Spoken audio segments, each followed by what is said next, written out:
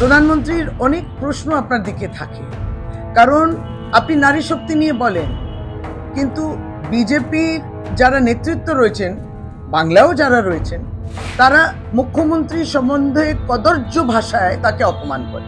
আপনারাই তো প্রার্থী করেছিলেন পবন সিং, যে বাঙালি নারী সম্বন্ধে কি না কি বলেছে। প্রধানমন্ত্রী আবার বাংলা এসছেন আজকে, এবং আবার তিনি ভাষণ দেবেন নারী শক্তি সম্বন্ধে, দুর্নীতি সম্বন্ধে। প্রধানমন্ত্রীর অনেক প্রশ্ন আপনার দিকে থাকে, কারণ আপনি নারী শক্তি নিয়ে বলেন, কিন্তু বিজেপির যারা নেতৃত্ব রয়েছেন, বাংলাও যারা রয়েছেন, তারা মুখ্যমন্ত্রী সম্বন্ধে কদর্য ভাষায় তাকে অপমান করে। কখনো তার পোশাক শাড়ি নিয়ে অপমান করেন, বিজেপির এখানে রাজ্য সভাপতি করেন। Leader of the opposition Suvendu Adhikari তো বলছেনই, সারাক্ষণ একটা গালাগালি দিচ্ছেন। আপনারাই তো প্রার্থী করেছিলেন পবন সিং, যে বাঙালি নারী সম্বন্ধে কি না কি বলেছে।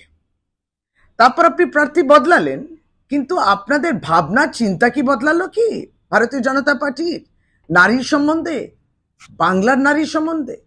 সেটা প্রশ্ন রয়ে গেল। তারপর আপনি দুর্নীতি নিয়ে বলবেন, অথচ আপনার স্টেজে যাকে দুর্নীতি করতে গিয়ে ধরা পড়েছিল, যার নামে এফআইআর রয়েছে সিবিআই খাতে, তাকে দেখা যাবে শুভেন্দু অধিকারীকে, আপনি সেই স্টেজেই তার সঙ্গে বসবেন, কথাও বলবেন, আর দুর্নীতি নিয়ে আপনি ভাষণে রাখবেন।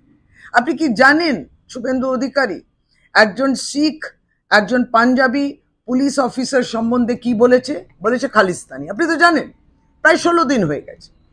আমাদের শিখ সম্প্রদায়ের সকল মানুষ, মহিলা এবং পুরুষ, আপনি জানেন, ভারতীয় জনতা পার্টির হেডকোয়ার্টারের সামনে বসে প্রতিবাদ করছে, আন্দোলন করছে।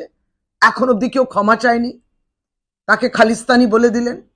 সেই শিখ মহিলা যিনি আছেন, শিখ সম্প্রদায়ের মহিলা যিনি রয়েছেন, তার সম্ভ্রম, তার একটা সম্মান, সেটা নিয়ে আপনি কি ভাবলেন?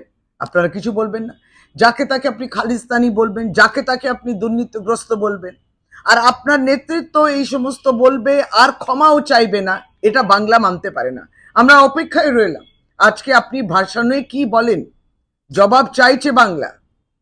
প্রধানমন্ত্রীর অনেক প্রশ্ন আপনার দিকে থাকে, কারণ আপনি নারী শক্তি নিয়ে বলেন, কিন্তু বিজেপির যারা নেতৃত্ব রয়েছেন, বাংলাও যারা রয়েছেন, তারা মুখ্যমন্ত্রী সম্বন্ধে কদর্য ভাষায় তাকে অপমান করে।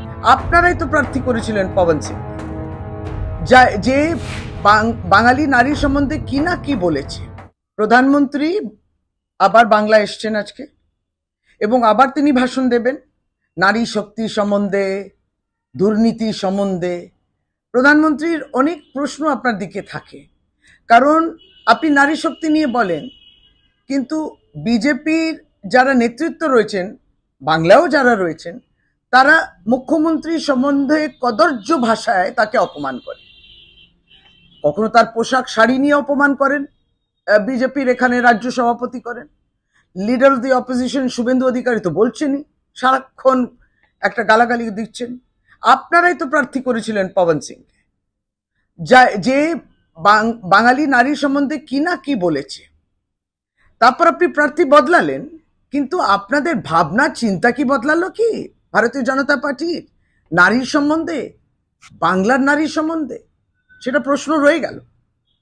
তারপর আপনি দুর্নীতি নিয়ে বলবেন, অথচ আপনার স্টেজে যাকে দুর্নীতি করতে গিয়ে ধরা পড়েছিল, যার নামে এফআইআর রয়েছে সিবিআই খাতে, তাকে দেখা যাবে শুভেন্দু অধিকারীকে, আপনি সেই স্টেজেই তার সঙ্গে বসবেন, কথাও বলবেন, আর দুর্নীতি নিয়ে আপনি ভাষণে রাখবেন। আপনি কি জানেন শুভেন্দু অধিকারী একজন শিখ, একজন পাঞ্জাবি পুলিশ অফিসার সম্বন্ধে কি বলেছে? বলেছে খালিস্তানি। আপনি তো জানেন, প্রায় 16 দিন হয়ে গেছে। আমাদের শিখ সম্প্রদায়ের সকল মানুষ, মহিলা এবং পুরুষ, আপনি জানেন, ভারতীয় জনতা পার্টির হেডকোয়ার্টারের সামনে বসে প্রতিবাদ করছে, আন্দোলন করছে। এখন অব্দি কেউ ক্ষমা চায়নি, তাকে খালিস্তানি বলে দিলেন। সেই শিখ মহিলা যিনি আছেন, শিখ সম্প্রদায়ের মহিলা যিনি রয়েছেন, তার সম্ভ্রম, তার একটা সম্মান, সেটা নিয়ে আপনি কি ভাবলেন? আপনারা কিছু বলবেন না। যাকে তাকে আপনি খালিস্তানি বলবেন, যাকে তাকে আপনি দুর্নীতিগ্রস্ত বলবেন, আর আপনার নেতৃত্ব এই সমস্ত বলবে আর ক্ষমাও চাইবে না, এটা বাংলা মানতে পারে না।